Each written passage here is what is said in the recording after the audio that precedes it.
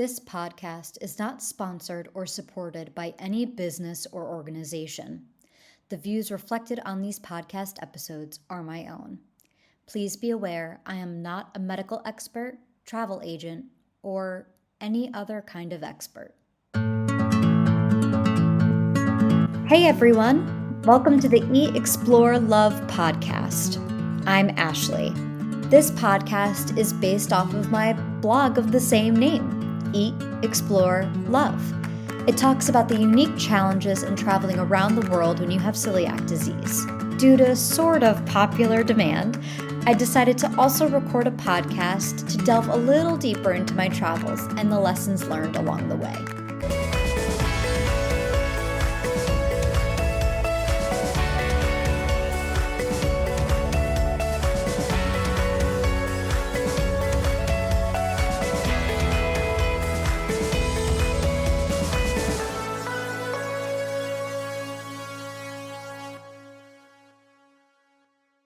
My guest for this week's episode is Judith Costa. Over the past year, I have been country hopping and learning a ton about myself on my travels. If you've kept up with my blog or listened to any other podcast episode, you'll know I've been struggling and on a journey of learning how to love myself. I've had some epiphanies along the way and have made some progress, but what do you do when you have all this information and don't know how to put the pieces of the puzzle together? And that's where Judith Costa came in.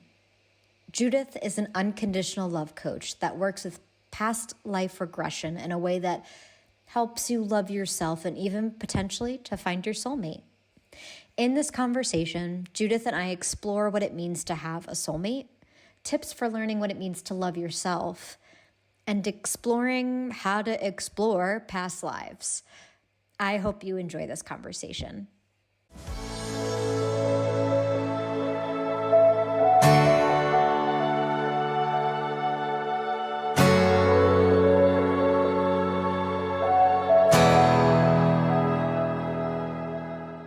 Hi, Judith. How are you? It's so lovely to meet you.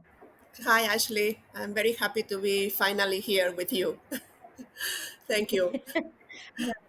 This conversation has been on the calendar for a while, so it's so nice to be able to talk to you. In your biography, you identify as an unconditional love coach. So, can you explain to me and maybe perhaps the listener what that means to you and what we should interpret that to mean?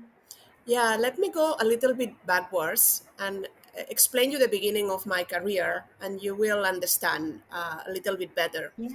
Because if I call myself a love coach, people think that I fix relationships, and I don't. My expertise is on self-love right now is the topic that I really focus on as an expert.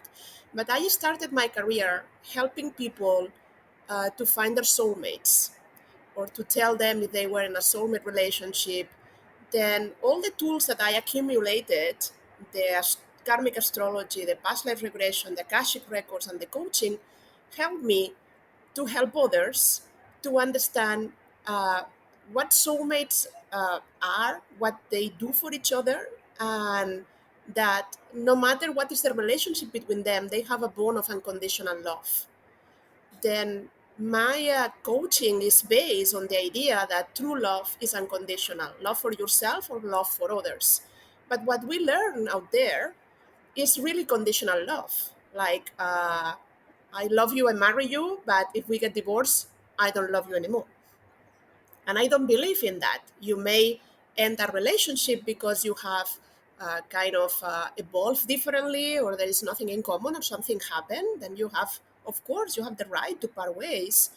But when love is really love, it's an energy that never disappears. You never lose your time loving someone. You will always keep with yourself the memories of the love that you have shared. It's the only thing that you are going to take to the other dimension, your next home, let's say this way. The rest of the things are going to remain here. You are going to keep the love. Then nowadays I help people to realize how to move from conditional love to unconditional love. for themselves, and of course for others, and for the planet. So so much of what you said is so fascinating to me. So I want to start off with the whole self-love. Because that is something that I was in a relationship where I unconditionally care for and love that person. That was not mutual. His love was very conditional, and that's okay. I'd rather be on my side of it where I just care for Hmm. someone unconditionally. That seems like a much happier, better place to live in. But ever since that ended, I've been on a self-love journey because I have never had that. And in my year that I've been living in Europe and hopping from country to country, each lesson I'm learning has been an extra step toward that goal of loving and caring for myself. I just didn't grow up in an environment where that was I don't know the right way of phrasing it, but it wasn't valued of Yeah, self-love. I understand. For Yeah. So, what are the steps that you feel are helpful in getting someone? Because I feel like it's very hard, and I have friends that want to shake me and say, "Why don't you see what I see in you and love yourself in the way that I love you?" So, what are some tips to get someone out of their own head? Is that what it is, that they're just stuck in their own head and in their own way? It totally depends. And first, let me tell you that you are not alone, and that I'm a little bit older than you, but I was exactly where you are describing. Then the reason why I teach this is because I didn't have any idea what loving myself was. And I didn't know that my problems all were related with the lack of love for myself. And I had to learn this. Then, yes, self love can be learned, but it's a big concept. Why I say it's a big concept? Because, in essence, what it means is to become your best friend, to treat yourself the way you treat those you love. But how you do that? Because we don't have this tendency. We are harder with ourselves than we are with others. We are not kinder the same way we are kind with others. We don't have the same compassion. We don't have the same level of, uh, I don't know, empowerment. Then how is possible that we are kind of educated and our culture, the religion, all the things that we learn show us that we have to be there for others, but nobody tell us that first you have to be there for yourself. Because you know what? Let's suppose that I have a tree and it's full of apples. Then if I have apples, I can go and say, Ashley, here you have a box of apples because I have plenty of apples and I want to give it to you. But if I have zero apples, can I give you apples? No, not really. Right. Then the problem is that if I give love and I give more love and I continue giving you love and love and love, there is a moment that if I don't replenish my own tank of love, I run out of it. Then what I'm giving you? I'm giving you sacrifice, sometimes even resentment because I feel like why I'm not loved. I'm giving you a lot of things that are not true love. They have a different word. Then in order to love yourself, you have to kind of choose from all the aspects that loving yourself means. That is, again, it's a big concept, no, like setting up boundaries, forgiving yourself, learning how to enjoy your life, stop criticizing, stop judging, being honest with yourself, and so on, so on. We can be talking the whole interview just about this concept. Is choose the one that is difficult for you and just take this one step further.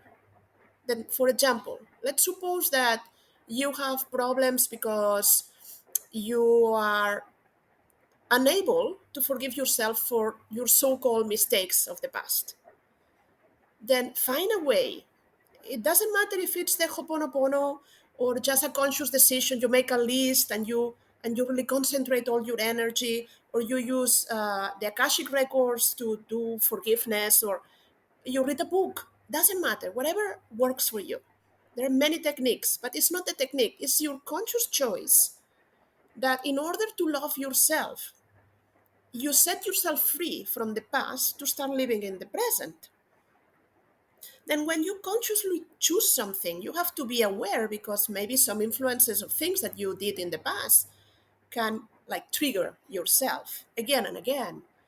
But once you observe yourself from a mindful perspective, you say, okay, I know that maybe I didn't make the best decision, but there are not mistakes in life, because they were just decisions that you made with the information that you had at that moment in time.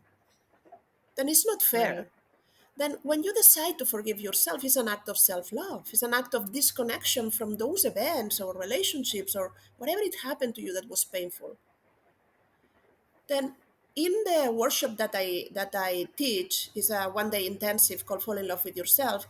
What we do after defining all this big concept is that choose the three aspects that are more important for you, and let's create a strategy for change, one step at a time. Because if you try to do everything at the same time, it's overwhelming. Make sense? So is really, yeah. So is really the journey of self love. Yeah. It doesn't have to be this big grandiose moment where you're like, I love me, I'm wonderful, I'm so great. It's about the little moments of, okay, yes, I took the path less traveled, but those are to what you just said. I made the best, like just the little moments of forgiveness of yourself, maybe the moments of where I choose of, it would be really lovely to go and do X, but I need to do Y because that's what's best for me, as opposed to maybe what's best for the greater good. Not greater good as far as like, in any dramatic type of way, but the greater good meaning if everybody's hanging out at a party, I don't necessarily need to go to that party if it's not what's best for me. Yeah, there Is that is. kind of Ex- steps you could take for self-love and taking care yeah, of it's about taking care of yourself. yeah, you define it wonderfully. There is a Okay. mantra that I show my clients, that it's in front of any decision that you make. Should I go to the party or not? Should I eat this or that? Ask yourself, what is the best choice for me now? Because when you do this, you create the space for at least put yourself as a priority in your life. We are so used to go on autopilot and to answer from what we have learned. Oh, you have to be a good girl, then say yes. When someone invites you to the party, of course, yes. Then there are a lot of things that we have internalized that are like in the programming. Our brain is like a computer and have a lot of programs installed. And what we have to do is to look at these programs and see if we need any update. Is there any change that you want to make in your life? And self love is the solution, really. When I was lecturing around before COVID, I used to travel much more than now, and I used to give a lecture. I remember in New York many times that it was called "Loving Yourself is the Solution." And I challenge the people that were there sitting, listening, to say, tell me any problem you have in your life, in whatever area of your life, and I will resolve it in terms of self love. So powerful is the energy that you create in your life when you love yourself no matter what, that everything that is happening to you will improve. Right. Right. Even if necessarily the outside factors don't improve, at least Yeah. your attitude and your outlook is better. Therefore, yeah, your brain chemistry in a And, way and, gets and better because you're focusing. yes, Yeah. but also the external circumstances, because love is the most powerful energy that exists in the universe. The higher your vibration is, that the more love you hold. Then the higher the vibration, the more abundance you can attract. The higher the vibration, the more health you have. The higher the vibration, better relationships you keep, attract, and maintain. The higher is your vibration, the happier you are. So on, so on, so on. You make better choices in life. Right. Then it's connected with everything you do in life, how you organize, how you relate with others, how you feel internally, externally. And people think that in order to be happier they have to change the external circumstances. No, you have to change the internal circumstances of your life. And then it balances out. Yes. Gotcha. Yeah, I'm waiting for the it to branch out, I suppose. I have to keep practicing the self-love. I was just having the conversation with my mom today where I'm like, I'm focusing on the positive and forgiving of myself, and just someone kicked me while I was down today. So I'm not in so that my processing is not exactly there yet. So I guess I need to keep working on my vibrations. But does that play into the soulmates aspect of what you were talking about too? Does soulmates necessarily mean, I guess I'll start with my first question first of, do you feel that once people get in their self-love, in your terms, their vibrations go up, it expands and branches out, then they're ready and more open for their soulmate to come into their life? Is that how that works from your perspective? Hmm, I think I will need a couple of days to explain you all of this, but I'm gonna summarize because this idea of soulmates is confusing for a lot of people. Then I have been doing research for 15 years because my life was transformed this concept. For this concept, to find my soulmate, I moved to the US. I became a coach. I did a master in psychology and psychotherapy just to understand that. And I'm a little bit slow, I have to recognize, and it took me tons of years. But soulmates are not perfect relationships. Two people can be soulmates and they still can hurt each other. The relationship can still not work. But why are so important soulmates in your life? And I'm talking in plural on purpose. You have more than one soulmate. It's not that this romantic concept that I had, at least in the past, like, oh, there is someone special waiting for me there, and when I will be ready, we will meet. No, sometimes soulmates meet when you are not ready. Sometimes soulmates come into your life to show you one aspect, to help you with the self-love journey, to help you to leave a relationship that is not good for you, to help you move to the next step, to help you resolve the fear of abandonment, to help you in whatever way you have agreed as souls to help each other. That's the reason why many soulmate relationships don't end in happy marriages for 40 years. But there are relationships that look like a soulmate relationship because there is this like wonderful recognition, like you look at each other from in a room full of people and you look at the eyes of this person and you feel you have met this person before and you don't know what is happening, but there is a kind of a like my heart is just pumping and I want to be with you.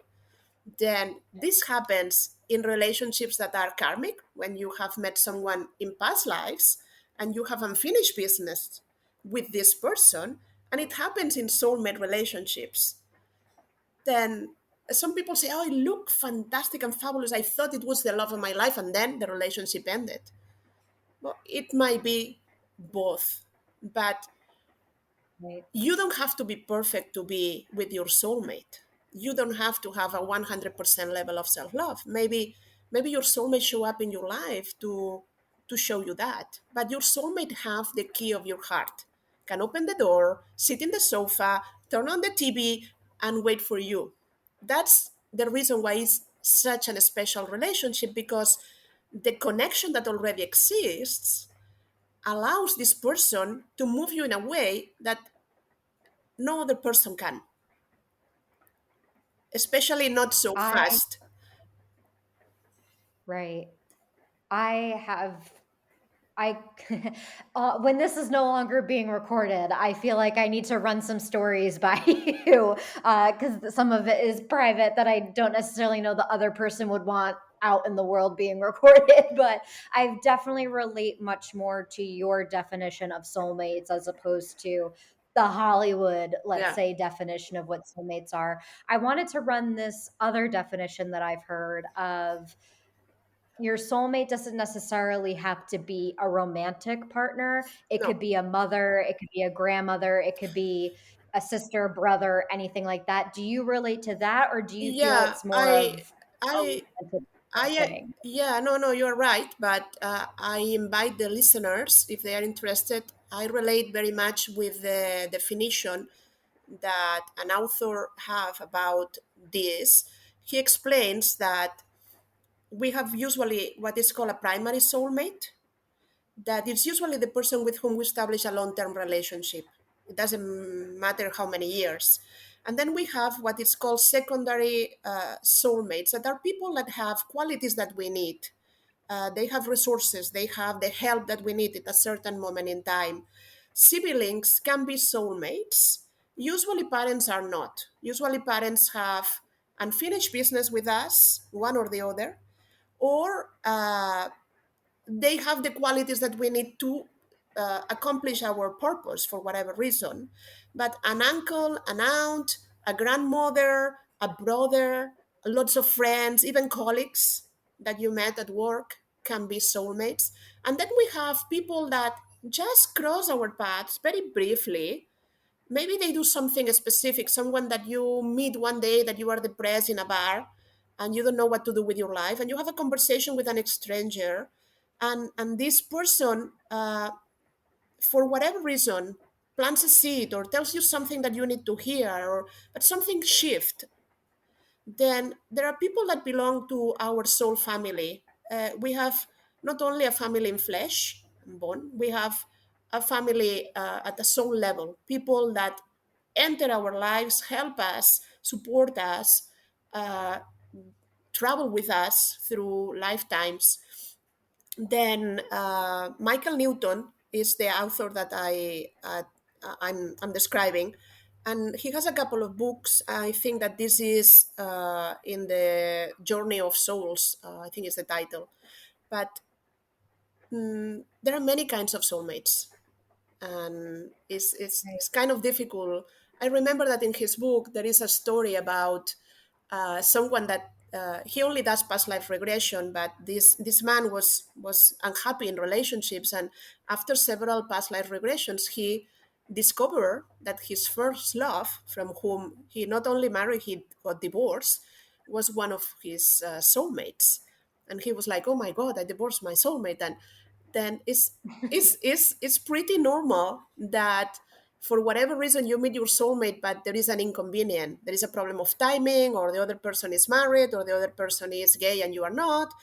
Then That's sometimes, inconvenient when that yeah, happens. sometimes it's the right person but it's not the right moment. And I had this experience. The reason why I started looking into this topic is because I read the book of Brian Weiss, Only Love is Real, and he explained what soulmates are. If you haven't read, actually, I recommend it to you. It's very romantic, but it's very interesting. And so intense was my desire to find my soulmate. I was married at that time, and I wanted to convince myself that my husband was my soulmate. And what I discovered is that, oh no, he was not. He was a very important soul connection in my life, and we had many lifetimes we have been together, but he was not my soulmate. But my soulmate showed up in my dreams. That's the reason why I studied everything I could about dreams. And it was a it was a weird thing because in real life we didn't have any contact. But it was my boyfriend when I was 16, 17 year old. Then this person reappeared in my life through synchronicities and through my dreams and all of this. Then that's what I'm saying, that I had to do this research of so many years, and the topic is very dear to my heart because it really touched me and changed my life.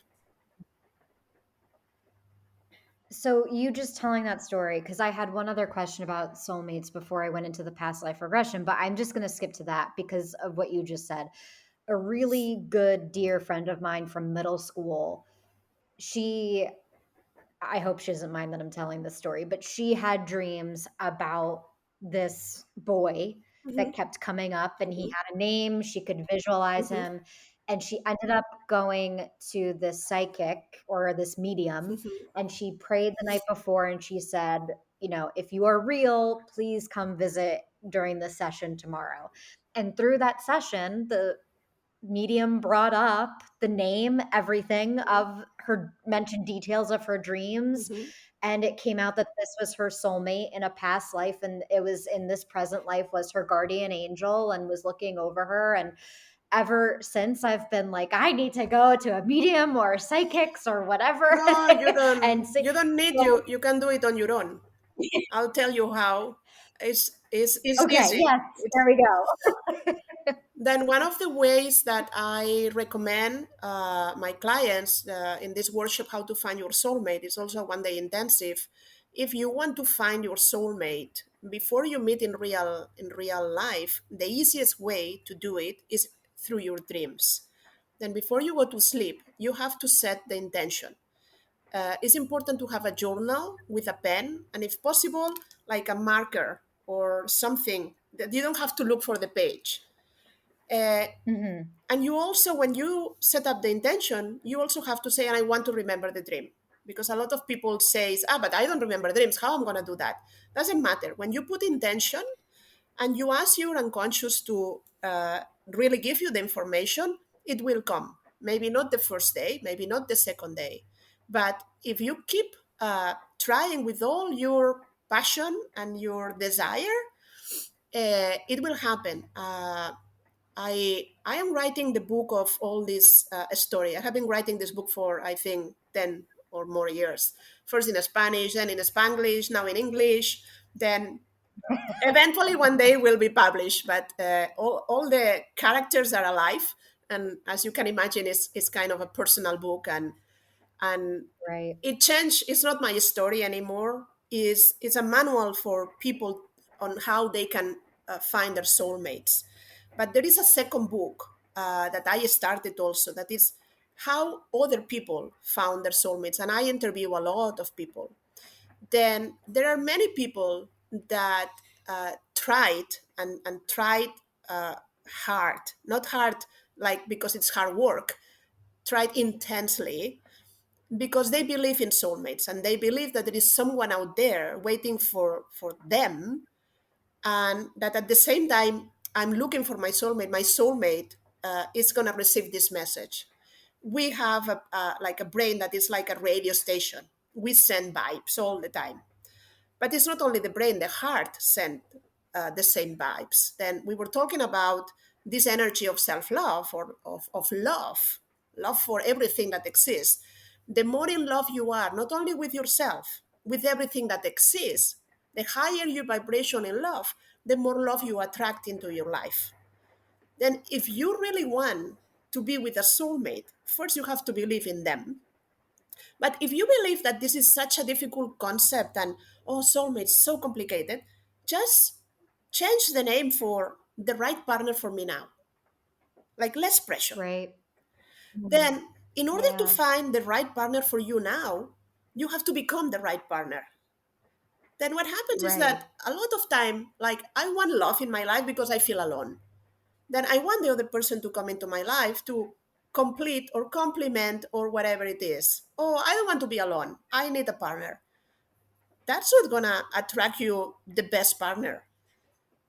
You have to be Right. a person that feel already complete, that feel that has so much to offer. Then when you meet another Right. person that already love uh, himself or herself, you can share the extra love that you have. It's like the apples. Hey, I'm in love with you. I have so many apples. Let me share my apples with you. And the other say, oh, I have Right. tons of oranges. Here you have all my oranges, and let's go and have a meal together. Then Yeah. it seems very complicated, but in essence, it's very simple. You want more love, become the love that you want to find. So tell me about how everything that you're saying makes complete sense to me, and how I've spoken to people and they kind of give me a, like, they tilt their head and they're like, okay, Ashley, sure, that's how soulmates works. But I completely hook, line, and sinker totally relate and have felt the things that you are talking about in my own personal relationships. And it's good. I and I'm also interested. I feel like I can't learn enough and I can't talk to you enough about it. You know what I mean? Yeah, me too. Because the human brain is just fascinating to me and how we function as a whole. But with past life regressions, do you use it for the purpose of helping people get to a place of self-love to then attract their soulmates, No. or is that something that you use as a separate tool of helping people through whatever they need help with? No, the problem with the past life regression is that every session is valuable and you are going to find out a lot of things about yourself. But even though I may set up an objective, before doing the regression, we are going to talk why you want to do this. Let's say that, I don't know, you have problems with relationships and you cannot find a partner, or your relationships never last, or you are attracting partners that are always unavailable. Then we talk about this and we say, okay, we are going to focus on getting information related with this in past lives. But you know what? The unconscious is capricious. And like in dreams, sometimes it doesn't show you what you want, it shows you what you need. Then there are other stuff that it's like more in the surface that needs to be communicated to you. And this is what happened. Then, in order to help people to, as you said, to love themselves more, it will be easier to work with the Akashic records. Then now we can talk about what are the Akashic records, but I'll finish with the past life regression. And why is important a past life regression? Because just by experiencing or feeling, it doesn't matter if it's true or not. There are people that use past life regression as a therapy and they don't believe in past lives. But if you have asthma and then you see yourself like in a fire in your home and you cannot breathe, and suddenly after the therapy, you don't have asthma anymore, then you don't have to believe in past life. Whatever happened there, uh, make disappear your asthma. Then people want Hmm. solutions. It doesn't matter what is the technique. But in a regression, you experience. You don't have to believe the therapist. You are there. You may see a movie, or you may just have feelings, or you may understand things, or a being of light can come and tell you. But for example, something that is fascinating is that you can come back and do your own research, because I did that. And for example, with my second ex-husband, I went back to past lives where I knew that we were together to get more and more details until I had a complete picture. Then problems that we have in this lifetime come from things that we never resolve in other lifetimes. You can also regress a couple and they can see themselves both in the same lifetime at the same time.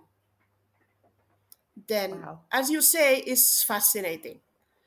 Then Right. Yeah. the more tools, the more fun. Let's say this way. The more things you can do. Right. Then So for a past life, I have like four people in my brain where I'm like, oh, I need to do a session with you to see what if I have issues with them taking from previous lives.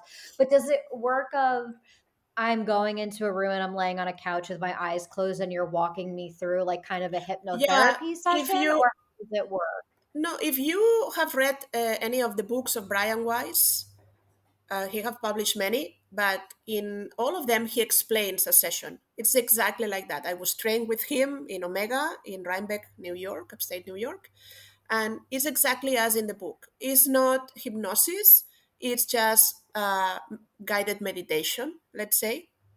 uh, Okay. Anyone can do it except people that really are afraid of what I'm going to find out. I'm not sure if I want to do this. Then don't try, because you are going to block it. Then just do a Okay. regression if you are feeling like you trust the person with whom you are going to do it, you are interested, you think it's going to help you.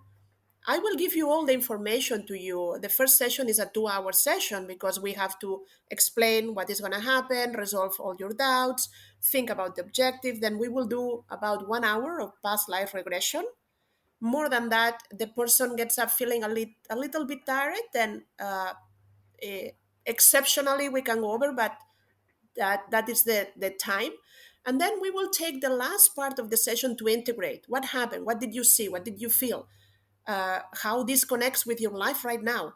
Then we don't travel in time just for fun, like, oh, I was in Egypt, or I was Greek. No, doesn't matter where you were. The important is, did it resolve any of the issues that you are experiencing right now?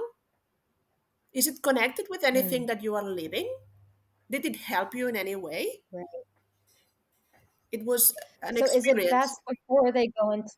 is it best before they go into a session with you for them to write down, okay, these are the issues I'm having with particular people, particular things within I myself, will and send then it's something that you can compare it I will send a with form that? before we do the regression. Okay. Uh, Past life regression is the only session that I don't do online. I only do it in person. For the rest of the Okay. sessions, all of them can be done online. But it's not that because someone cannot be regressed on Zoom, but I won't do it the first time with someone that I don't know if it's. I prefer to be with you to see how you breathe. Sometimes people speak so like even whisper that I have to put the phone to record the session in next to your mouth because if not, it's not going to be recorded. And it's a nice thing to have a recording because then you can be present in the regression and know that if you want to listen to it, uh, then I it's different. There are a lot of ways of doing a regression. You can even buy a CD, DVD, whatever, find this. But I think that it's easier to do it with a therapist because I will guide you through the important moments. But of course, if you feel safe enough to do that, start by reading books, start by understanding what it is. A lot of people just want to do it because they are curious. They want to have the experience. But again, if you want to find concrete information, I will recommend to do an Akashic Records consultation. The Akashic Records are a fascinating world, uh, much bigger and powerful than regression, because what we do is we tap in this field of information that we call Akashic records. Everything about you actually is recorded. Every event in your life, every feeling. This conversation with me is being recorded, but not just recorded in audio. It has a video of you, how you feel right now, what are you thinking, what are you thinking about the next question, what are you feeling, what everything that is happening at this moment is recorded. And the same from my perspective. Then in a private session, the client uh, make a list. In 1 hour, we usually have time to talk about 10 topics or questions. And then you can ask the same that you will ask in a regression. Do I have a problem with this person? Is this person my soulmate? Why we had this problem? Is there any unfinished business with this person? Then it's much more direct and you are going to receive concrete answers. You can ask anything you want, anything about you or anyone related with you. That means you cannot spy in your neighbor. But, yeah, just in case someone thinks that everything is allowed. No, you have to use this with integrity and for the good. But you can ask anything like, how can I make more money? Or what is the purpose of my life? How can I improve the level of self love? Or how can I find my soulmate? They will help you in whatever you want. So is it that you go through, so if we're for me going into a session with either it would be you or someone else that Mhm. does also past life regressions, it's write out your intentions, maybe perhaps it's discussed with you or another professional. Are you able to, based off that consultation, that first 2 hour session, able to be like, I think we should do 10 sessions No, or 5 sessions, or is it up to the person and like yes. you go week by week type of thing? Okay. First, I don't like pressure. Then I don't put pressure Right. on others. Second, I never charge in advance. I charge after the session because I don't like to pay in advance for a service. Then once you have received Mhm. the service, you can pay. Third, I'm always available on the phone to talk with you and to resolve any question, any doubt that you may have before the session. I don't have a calendar where you go and click and buy a Mhm. session. It's impossible. You have to go Right. through me and we may talk or I may send you information by email. This is up to you, but I'm old school. I think that this is important work. Then that's the reason I don't want to say I'm successful, but clients love me because I am there for you the same way I would like that someone will be there for me. Right. Right. Well, that's how everybody should be. I That's how the think world so. should be. I think so. I wish more people were like that. Yeah. So I'm just processing everything that you're saying, and I feel that Yeah, I would just love to go. So if you recommend that things are done in person, especially for the first session, and someone reaches out, I don't know where you're located. So if someone is not local to you, do you have a roster of people that you do recommend that depending upon what area someone no. might be? Is there a website or a Again, term people can look for? the only session that I won't be able to do is the past life regression, but I offer coaching, I offer Akashic Records consultation, and I offer tons of workshops and retreats. Then you can work with me traveling the world, depending on when this became a stop because of COVID. But Mhm. at the end of this year, maybe beginning of 2025 or end of 2024, I am going to do something in Spain, then there is a chance of being with me in a retreat and do private sessions at the same time. But for the rest, my clientele is global. I have clients all over the place. I live in Miami, the US. I Mm. travel. I was in London recently. I'm going to Milan this month, and I will be in Dubai in May, most Okay. probably. But I'm right now in Spain because of family matters. My parents are need my support, but the problem is not I where was in we are. Spain last week. That up. I read I read your travel, your adventures, and all of this. Then I know. But it's not a problem where you are located. We will find the right time for you. I'm very flexible. I accommodate people. I don't say, oh, this is the time. Mhm. I will ask you when is the best time for you, and we'll try to make it happen Great. in a moment where you can be relaxed, when you will have enough time to prepare your questions. And again, I cannot give you the fish. I can teach you how to fish, but for example, the Akashic records, a lot of my clients end up doing the training. This is not something I was gifted with. This is something that I have been Mhm. trained on. And I train people on how you can connect directly without me as an intermediate person, and connect with the Akashic records, with this being that are pure and conditional love that will meet you where you are. And it's a great tool for your development, for your inner work. Then a lot of people that are not Mhm. professionals, they are not going to do what I do for a living, but they work, they learn this because it helps you a lot in this thing that we were talking about. How can I love myself a little bit more? How can I connect with the love? How can I can understand, but not with my mind, this concept of we are all one. Then we are all Yeah. together in this. It's not that Ashley wants to do this and Judith wants to do that. It's like, no, we are in the same boat here. Right. You've blown my mind, and validated a lot of my um, spiritual feelings that I've had for a long time and have been trying to grapple with. But I didn't even look at any of the questions I wrote out because I didn't need them. This conversation just felt very natural to me. So thank you for making this conversation so easy.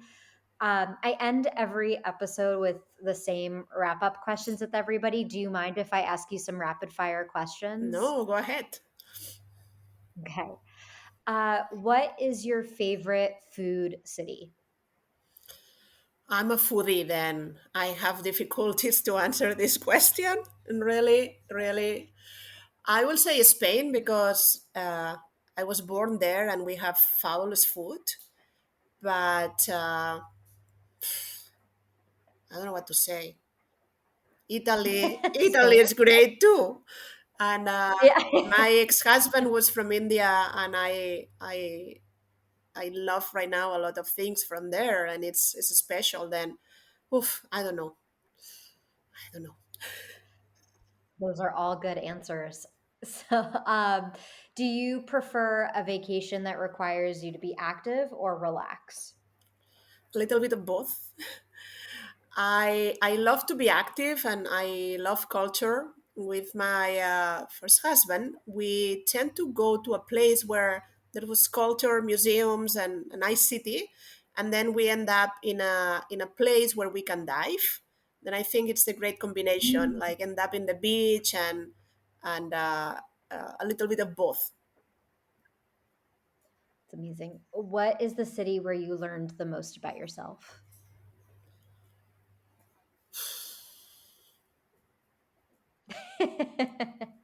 Not sure, because traveling is a way where I always learn, kind of when you stop and you give yourself permission to go deeper. I always travel with my dream journal and with another journal and with books. Now, thanks God, is audiobooks, because I remember once that I went to Canary Islands with a bag, just a full bag full of books. At that moment, the airlines allow you to carry more weight without charging you for Yeah. every gram of extra weight that you have. And I don't know, maybe in Vienna, that in Austria, that I have like an amazing experience, something that transformed my life and make me understand more about myself. Yeah, that's where I'm at right now, and I'm having some existential feelings, but that's a conversation for another time. I get my final question is, and this has been a very lovely conversation. I'm so glad that we were able to talk Yeah, today. me too. Where can people find you? The easiest way to find me is to go to my website, judithmcosta.com, because there you will have a contact form, information about all private sessions, workshops, and retreats. And also in the footer, you will have all the links to social media. Then uh, in the contact form, you have my email and my phone number, or you can just fill in the form. And in whatever way I can help you, just send me a question, a request, uh, ask me what is the best session for you, what how we can work together, and I will be happy to support you on your path. Amazing. Thank you so much, Judith. I really appreciated this conversation, and I'm sure this will not be the last conversation I'm that we sure, have actually. recorded or otherwise. Yeah, happy to do a part two. I know that there are a lot of things that we can talk about, and thank you for the opportunity. I love what I do. This is my life, my passion. It's not my job, and I'm so happy to be able to share it with others. Thank you.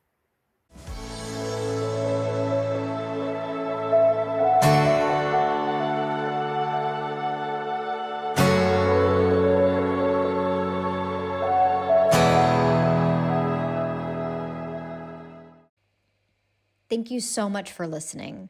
Mainly, I hope that if this topic interests you, that you have found another tool to put in your toolbox to help you on your own journey of self-love.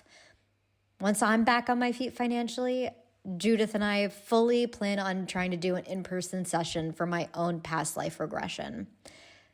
And maybe that's to come in a future episode. See you next time.